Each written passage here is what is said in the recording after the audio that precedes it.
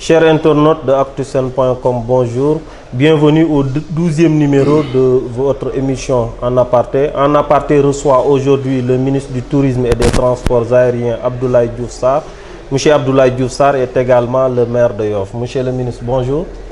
Bonjour et je remercie l'ensemble des gestionnaires du site Actusen.com. Je me réjouis effectivement aujourd'hui d'être votre invité. J'en profite pour saluer tous les internautes de ce très grand site.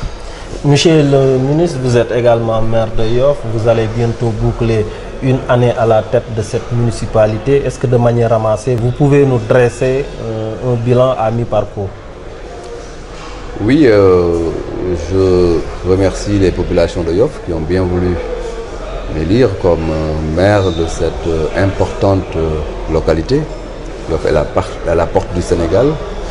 Yoff est en réalité le socle du département de Dakar, du point de vue des origines. Effectivement, nous sommes à la tête de cette commune et notre chantier, de manière fondamentale, a été de tout faire pour satisfaire les populations, au plan des infrastructures, au plan social, mais aussi au plan de la gouvernance. Nous avons commencé à engager les véritables besoins d'infrastructures de la localité. Et la doléance première a été de faire en sorte que Yoff puisse disposer d'un quai de pêche, parce que c'est le point le plus dynamique du point de vue de l'activité de pêche. Et je me réjouis de voir que cette doléance-là est sur le chemin d'être réglée, dans la mesure où le 16 de ce mois, nous posons la première pierre du quai de pêche. L'appel d'offres a été lancé, l'entreprise qui doit réaliser ce bijou est déjà sélectionnée et Yoff aura prochainement son quai de pêche. Nous allons effectivement la semaine prochaine aussi, en collaboration avec l'AGETIP, visiter le stade de Yoff. Nous avons un financement de 100 millions pour rénover le stade, ce qui nous paraît extrêmement important. Le marché est en chantier en termes donc de rénovation et de rééquipement. Nous avons effectivement donc repris tout à fait à neuf l'école 1 de Yoff, qui est l'école Talla Diagne, qui est la première école publique de Yoff, qui était dans un état véritablement de délabrement. Mais la mission essentielle, c'est de faire en sorte que Yoff soit une ville salubre. Nous avons beaucoup travaillé sur l'assainissement et la salubrité. Aujourd'hui, véritablement, au niveau de Yoff, il y a quand même beaucoup d'efforts réalisés à ce niveau-là. Au niveau de la gouvernance de la municipalité, nous travaillons à faire en sorte que l'ensemble des organes s'y retrouvent au niveau des commissions techniques, comme au niveau du bureau municipal, mais aussi au niveau de l'administration municipale. Les choses se passent normalement. Un nouveau organigramme va être validé très prochainement pour essayer de mettre en cohérence notre gestion actuelle avec l'acte 3 de la décentralisation. Donc vous voyez donc que le chantier est énorme. Nous n'avons pas encore fait un an, mais ce qui est devant nous, effectivement, augure de lendemain très intéressant pour les populations de Yoff. Okay. Monsieur le maire, quand on parle de Yoff, on fait souvent allusion au litige foncier. Présentement, il y a un cas de contentieux foncier qui est même actuellement à l'origine d'une certaine manifestation des populations. Est-ce que vous pouvez revenir sur ces fameuses terres autour de l'aéroport de Léopold Sédar Senghor? Oui, en fait, là, c'est plus le ministre des Transports aériens qui va quand même donner sa position. Ce n'est pas le maire de Yoff. En ma qualité de ministre des Transports aériens, je ne peux pas accepter que des terrains qui sont dans l'emprise de l'aéroport, posant beaucoup de difficultés au plan de la sécurité, soient effectivement, j'allais dire, menacés pour faire l'objet d'un banditisme foncier. Et c'est à ce niveau-là que nous avons demandé au gouverneur de Dakar d'intervenir pour que la force reste à la loi, pour que la légalité soit rétablie à ce niveau-là. Et je crois que c'est cela, le travail est en train d'être fait. Je crois que chaque acteur qui est donc en jeu dans ce dossier-là doit jouer pleinement ses responsabilités pour que le Sénégal reste un état de droit. Nous venons d'apprendre tout de suite, avant le démarrage de cette émission, que des populations sont dans la rue et menacent de s'attaquer aux locaux de la municipalité. Vous n'avez pas de crainte par rapport à ça? Non, je n'ai pas de crainte, parce que quand on est effectivement adossé sur la loi et sur l'éthique, on ne peut pas avoir de crainte. Moi, fait mon travail de la manière la plus convenable. Et je ne crois pas que ce soit les populations qui menacent de sortir. C'est peut-être ceux qui ont des intérêts dans cette spéculation-là, qui cherchent effectivement à influencer les populations, mais ce n'est pas le cas. On parle de gros bonnets qui auraient bénéficié de ces terres.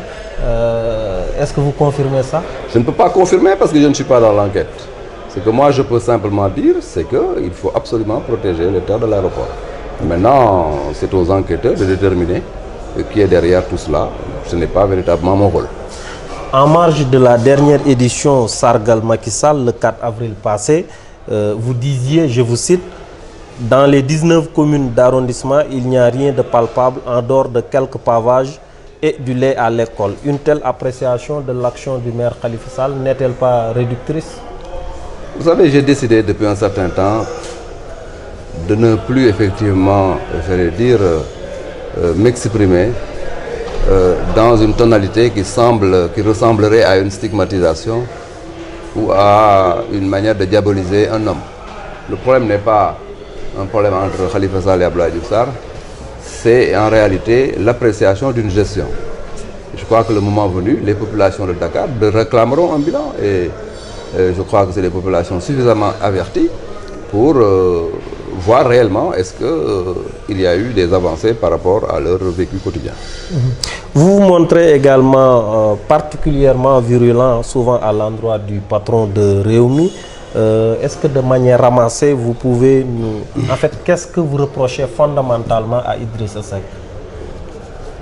Bon, ce que je reproche fondamentalement à Idrissa Seck, c'est en réalité son approche politique et son paradigme politique. Je crois que le Sénégal de maintenant est un Sénégal qui mérite plus de respect pour les politiques. Le Sénégal de maintenant est un Sénégal qui mérite plus de considération pour les hommes politiques. Et je crois par les hommes politiques. Et je crois quand même que quand on prend des positions politiques, il ne faut pas aller dans le populisme et dans, j'allais dire, la politique spectacle. Il faut être concret et parler aux Sénégalais dans le respect parce que ce sont des populations qui sont tout à fait capables d'appréciation et de jugement. Donc, ce n'est pas Idrissa Seck en tant que personne, mais c'est plus son approche et son paradigme politique qui ne me convient pas. Le 20 mai 2015, dans l'une de vos tribunes publiées dans la presse, je vous cite encore, vous disiez que Idrissa Seck se réveille tardivement et brutalement. Sur quoi vous vous fondez exactement pour dire ça? Oui, parce qu'il est sorti pour parler de, j'allais dire, de l'évaluation de son parcours de terrain. Moi je dis, il est déphasé parce que le président Macky Sall, avant de prendre le pouvoir, avait déjà fait plus de, j'allais dire, 80 000 km de routes et de terrain et rempli plus de 5000 fiches techniques sur les besoins des populations. Si après avoir été Premier ministre et 2 fois candidat perdant aux élections présidentielles, c'est maintenant seulement qu'il découvre les vertus du terrain, moi je trouve quand même qu'il s'est réveillé un peu tard. Donc non, je crois que son évaluation est une évaluation déjà intégrée dans le formatage du plan Sénégal émergent et je crois que Idrissa Seck n'avait pas à aborder les choses de cette manière-là. Ok. On sait également que le départ de Idrissa Seck de Benno Bokk Yakaar a été précipité par ses critiques envers Macky Sall. Depuis quelque temps, la Ligue démocratique, autant pour moi, est en train de faire la même chose. Pour autant, vous continuez à garder cet allié. Est-ce qu'il ne s'agit pas là de poids, de mesure? Non, je ne crois pas que la LD soit dans cette dynamique. En tout cas, si c'est le cas, je suis de ceux qui pensent qu'il faut être cohérent. Quand on est dans une gouvernance et quand on est dans une gestion publique, il faut l'assumer. Si c'est véritablement une position du parti en question, je crois qu'il faut quand même que les conséquences soient tirées de part et d'autre. Mais les réactions que j'ai entendues sont des réactions souvent isolées, qui ne sont pas systématisées dans des frontières institutionnelles. Mais si jamais c'était le cas, je crois quand même, en tout cas ça c'est mon point de vue personnel, que les uns et les autres devraient prendre leurs responsabilités. Et quand le secrétaire général de la LD lui-même monte au créneau pour dénoncer ce qu'il qualifie de trop plein de présence de la famille présidentielle dans la gestion des affaires de l'État, ça ne vous pose pas de problème, vous? Déjà, ce n'est pas le cas. Ce n'est pas le cas parce que ceux qui sont effectivement dans la gestion de l'État sont très méritants. Sont très méritants et on ne voit pas effectivement de comportement dans la gouvernance et dans la gestion publique qui soit en déphasage avec la gestion en bon père de famille. Donc il ne faut pas faire d'amalgame. L'autre observation, c'est que bon, cela ne me paraît pas élégant de sa part que d'aborder les choses de cette manière. Ça, c'est mon point de vue. Non, la gestion de ces personnes-là, cette gestion-là est une gestion tout à fait vertueuse, une gestion dans une logique républicaine, en respectant les normes. Ce ne sont pas des gens qui sont au-dessus des Sénégalais, loin de là, parce que ce n'est pas effectivement la vision du chef de l'État. De notre côté, le secrétaire général de la LD devrait effectivement à ce niveau-là être assez cohérent. En ayant une position. Quand vous parlez de cohérence, c'est-à-dire que est-ce que vous voulez dire qu'il doit rester et se taire ou bien s'en aller et Non, je n'aborde pas les choses en ces termes. Je suis extrêmement, j'allais dire, rigoureux du point de vue de mes appréciations. Et je ne peux pas me permettre vraiment d'aborder les choses de cette manière. Quand je parle de cohérence, c'est que quand on est dans une gouvernance et que dans les frontières de la gouvernance, on doit prendre des positions, il faut les prendre dans les frontières de la gouvernance que nous partageons, que nous assumons ensemble. Si d'aventure, on doit effectivement dire des choses de cette nature, je crois quand même que la relation entre le chef de l'État et la LD, la relation entre l'État et la LD, qui est partie prenante de la gouvernance, doit être une relation, j'allais dire, en famille. On dit que le linge sale se lève en famille. Encore que, sur les questions évoquées, il n'y a pas de linge sale du tout. Il y a simplement une volonté de sa part, peut-être, d'installer l'amalgame au niveau de la conscience des populations. Le Parti socialiste a récemment, dans l'une de ses sorties, fait une sorte de sommation au président de la République pour ce qui a trait à la tenue du référendum. Comment est-ce que vous appréciez cette sortie du PS? Mais c'est une position d'un parti. Le PS est un parti. Il peut avoir effectivement ses positions, ses appréciations, ses éléments d'analyse par rapport à une situation. Jusqu'à sommer le président. Non, le PS n'a jamais sommé le président. Le PS a donné son point de vue sur le référendum. De la même manière que les autres, j'allais dire, responsables politiques des autres formations aussi peuvent avoir leur point de vue. Cela ne pose pas de problème par rapport à la solidité de la gouvernance. Mais quand même, le PS a également demandé au président Sall de se déterminer dans les meilleurs délais. Non, le PS a donné son point de vue par rapport au référendum, son point de vue par rapport au mandat éventuellement. Et à ce niveau-là, je crois quand même qu'il faut reconnaître que le Parti socialiste est un parti qui est tout à fait libre, qui est souverain, qui peut, dans les frontières de ses instances, émettre des positions. Mais l'émission de ces positions-là, la prise de position du Parti socialiste dans les frontières de ces instances, ne nous gêne pas outre mesure. Ce qu'il faut simplement noter, c'est que le Benno Bokk Yakaar est une coalition qui doit être une coalition cohérente. Je reviens encore sur la cohérence. Et ce qui est en train de se faire en termes de résultats est partagé. La responsabilité est partagée. L'engagement est partagé. De ce point de vue-là, quand les questions sérieuses vont se poser en termes, j'allais dire, d'élections à venir, le Parti socialiste va se déterminer sur son candidat. Et je suppose que si le PS est avec nous dans une gouvernance, dans une même coalition, et que le PS continue à dire qu'il aura son candidat, moi je crois que son candidat sera le président Macky Sall. C'est ça la cohérence politique. Si ce candidat-là devait être quelqu'un d'autre, le PS certainement en tirera les responsabilités. Mais quand même, tout le monde sait que le PS aura un candidat. Mais oui, moi je crois que... les rangs, dans ses propres rangs. Non, le PS n'a pas dit ça. Je dis que tout le monde sait ça. Non, tout le monde ne le sait pas. Tout le monde a entendu ce que le PS a dit. Le PS dit qu'il aura un candidat. le PS continue à fréquenter. Mais quand même, ils ont dit également que leur objectif fondamental reste la reconquête du pouvoir. Mais on va attendre que tout cela soit défini dans un langage clair. Et le langage clair, c'est en fait de voir le Parti socialiste qui partage avec nous la gouvernance du pays se détermine par rapport à sa participation à cette gouvernance. Le meilleur langage, c'est ce langage-là. Ce n'est pas un langage collé. Je crois que nous ne sommes pas effectivement à ce niveau-là.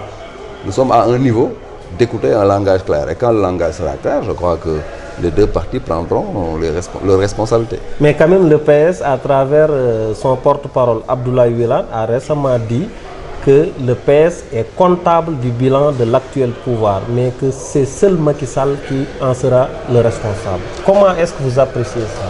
Mais nous sommes dans un régime présidentiel. C'est pas un manque de loyauté? Pas du tout, pas du tout. Moi, j'ai bien écouté Abdoulaye Wilane.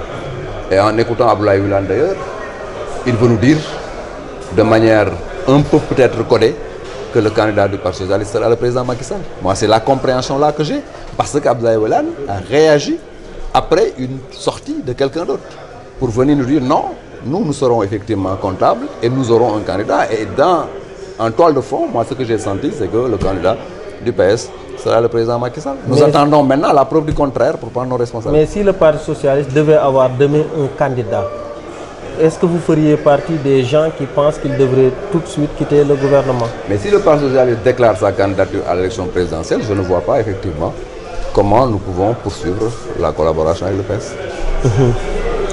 Quel jugement maintenant portez-vous sur certains responsables APR qui ne défendent pas suffisamment le président Macky Sall quand il est attaqué?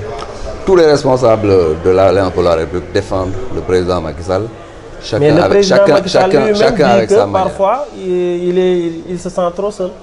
Mais oui, peut-être qu'on peut avoir plus de dynamisme dans cette stratégie de défense et dans cette stratégie, j'allais dire, d'explication de nos résultats. Mais j'estime quand même que nous n'avons pas, en tout cas moi à mon niveau, je ne peux pas me permettre d'apporter un jugement par rapport à l'action militante de mes camarades. Le 11 mai dernier, vous disiez dans les colonnes de l'Observateur que la réélection de Macky Sall passera par l'élargissement des bases du plan Sénégal émergent. Est-ce que vous pouvez être plus explicite? Oui, ça veut dire qu'il y a le parti, il y a l'Alliance pour la République, mais au-delà de l'Alliance pour la République, il y a beaucoup de Sénégalais, la majorité d'ailleurs, qui sont convaincus que le plan Sénégal émergent est une très bonne option.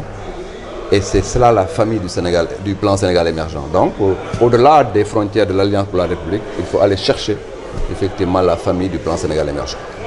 L'affaire Sénégal Airlines, où en êtes-vous? Nous sommes effectivement dans le processus de recapitalisation et de reprise de la compagnie. Vous disiez également aux travailleurs que l'État ne leur devait aucun franc. Mais oui, vous maintenez cette position? Mais c'est la vérité. Ce n'est pas une position à maintenir, c'est la vérité. La compagnie est une compagnie privée. Ce n'est pas une compagnie d'État. C'est cette compagnie-là qui doit de l'argent aux travailleurs. Maintenant, l'État, dans sa stratégie de reprendre une compagnie qui est stratégique dans le dispositif industriel du pays, bon, est obligé de soutenir.